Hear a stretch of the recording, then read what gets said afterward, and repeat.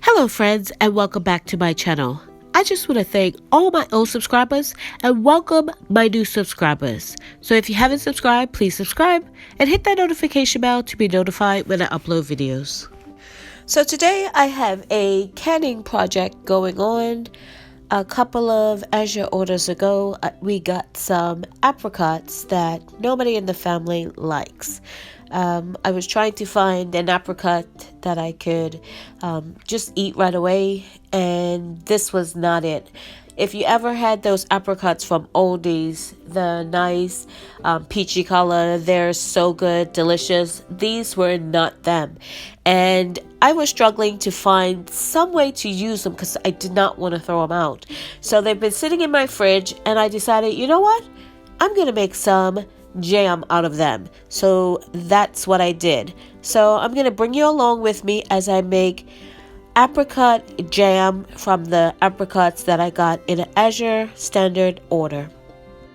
So here are my apricots in a bowl. I did cut them up into smaller chunks and I soaked them in a simple syrup that I just canned, and I had a little bit left over, so that's what I soaked them in because they were dried apricots that I had.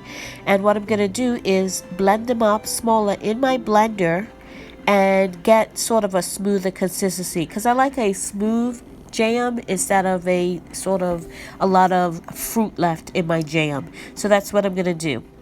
So here is my apricots after I blended it in the blender, and it is not all the way smooth. This is the way the recipe says to do it, so that's what I'm doing. And this is the pectin that I'm using. I'm using classic pectin that I got from Walmart on clearance. Check those clearance aisles. And I'm going to follow my recipe. So the recipe I'm using is out of the Amish Canning Cookbook. And this is a great resources for all different recipes, jams, everything, you name it. And this is the one I'm using, apricot jam with powdered pectin. Right up my alley. This book gives you not only all the ingredients you need, but also the timing needed for your altitude, which is really, really important to process your jam at the correct timing. So we are water bathing this, so let's get started. So I have all my ingredients together. I have my apricots, my real lemon juice, my sugar, which I'm using about a cup less than the recipe calls for because I already have the simple syrup in there. I have my pectin already measured out and ready to go. So over here in my heavy bottom pot, I am going to start making my jam. So in my pot, I have my 5 cups of apricots. And to that, I'm going to add my half a cup of lemon juice. And then I'm going to just stir that in just to incorporate those two before I add in my pectin. So now that I have that stirred in, I'm going to sprinkle over my 1 package of pectin. Now this is the equivalent too because I'm using a container of it. So it's 8 tablespoons of pectin, but you would look at your container, whatever you're using, to figure out what it is you need to add in for the amount of pectin you need. So I'm going to bring this to a rolling boil over a high heat. You don't want to walk away from this. It will pop and bubble and kind of be a little messy. So you have to be here and watching it to stir it down should you need to. But once you get to a rolling boil and to the point where you can stir it down, that's when you will add your sugar. So my apricots have reached a rolling boil where I can stir it down, so now it's time to add the sugar. Sorry for the foggy lens, but yeah, this sometimes happens. So I'm adding in, the recipe called for 8 cups. I'm only adding in 7 because I have that simple syrup that I used to soak the apricots in to begin with. So I don't want it to be too sweet. So that's why I took out a cup. So this is my little secret I'm letting you in on. A pat of butter. Usually I do this when it's a lot foamy, but I've found now that I like it no matter whether it's foamy or not. So I add it in and it tastes delicious. So you bring your jam back to a rolling boil, stirring constantly Once it's at a rolling boil, you time it for 1 minute. And then after that minute, you turn it off. And I usually let it sit for a couple of minutes before I start jarring it up. I don't know if you can see that. That is jam popping over my stove. That's why I say don't walk away from it and wear a long sleeve if you can. So it's been a few minutes and now it's time to start jarring up my jam.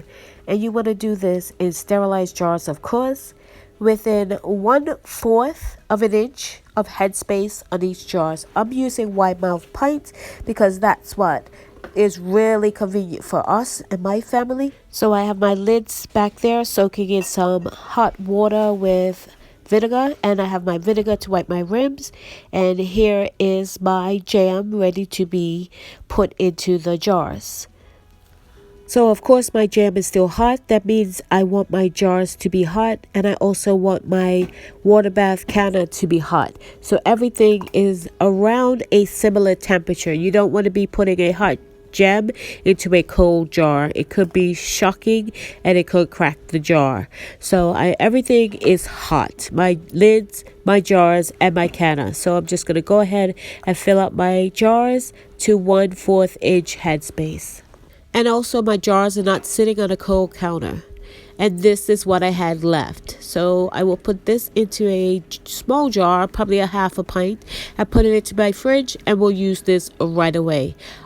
So this is how my apricot jam came out, and after I process it, I will let you know what it tastes like. So my jars are going into a hot water bath canner. It's actually a big stock pot that allows my jars to have 1 inch of water above the jars. So that's what I use, a big stock pot, and it works out great. So here they are. And I did get a half pint of what was left. So this is what the recipe made: 4 pints and 1/2 pint. So I have a homemade roll here. I'm going to try some of this apricot jam. And this is the half pint that I put in my fridge. So we're going to try this out and see what it tastes like. I will say the color is a lot darker than I anticipated, but it's not bad and it smells delicious. So let's get a taste. So I am going to try and salvage this apricot jam. And what I'm going to do is reprocess it because it's definitely too sweet to eat. And what I'm going to do is, there's 5 pints here. I'm going to do 2.5. And I'm going to rebatch that. I'm going to add 2 cups of water, lemon juice, and some pectin to thicken it up again and reprocess it. And hopefully this will alleviate that sweetness. I want to be able to use it on bread, on toast, and not be as sweet as it is right now, because right now it's just definitely too sweet. Okay, so in my heavy bottom pot, I already have my 2 cups of water, and I am adding in a half a cup of lemon juice. That is twice as much as what the recipe calls for, and I'm hoping that's going to help to cut the sweetness as well. And I'm just going to add my jam. As you can see, it's set really nicely, and I do have some liquid pectin that I made probably last year, if not the year before, and I'm going to use that to see if that can as well help with cutting the sweetness instead of using the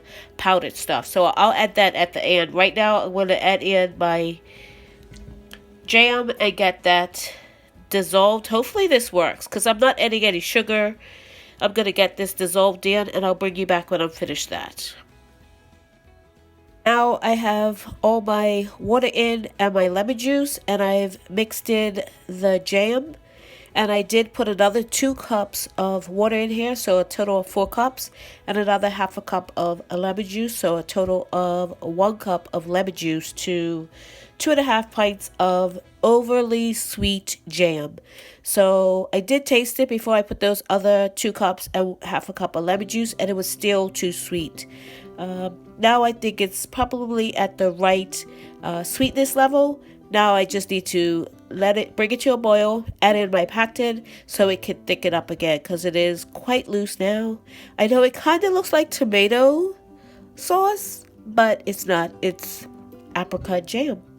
And that's because of the apricots that I used that I got in my Azure order last month. So we'll see how this turns out, and I'll bring you the results at the end. I'm actually going to bring this to a boil, a rapid boil, then add my pectin and then boil it for a minute. Then I'm going to jar it up and can it the way I would normally do in a water bath. Okay, so my jam has reached the stage to where I'm stirring it and I can't stir it down, so it's boiling and I can't stir it down. So what I'm going to do now is add my liquid pectin and time it for a minute.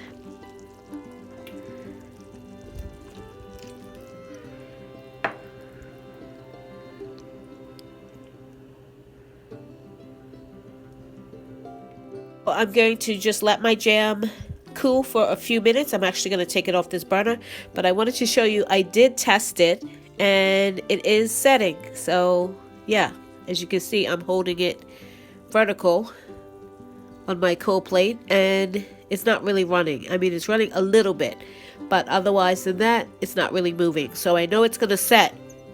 So I added enough pectin, which is a good thing because it tastes great, and now it's going to set back to a jam. So from those 2.5 pints that I reprocessed with the 4 cups of water and a cup lemon juice with the pectin, I've got 4 pints total, and I have a little bit, probably about, I don't know, a couple of ounces left in the bottom, and it's already started to set. As you can see around the sides, it's starting to gel or thicken or whatever you want to say. And I'm gonna put my tops on, and I've already got my stock pot here already hot, ready to go, and I'm going to process those and get them finished up. So I'm so happy this worked out for me.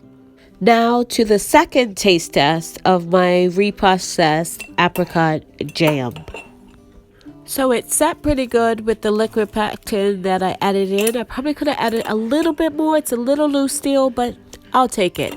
And the taste is delicious. It's a little bit tangy, a little bit sweet. It kind of balances out, but it's a lot better than it was. So I consider this a win. Thank you so much for watching. If you haven't subscribed, please subscribe and hit that notification bell to be notified when I upload videos.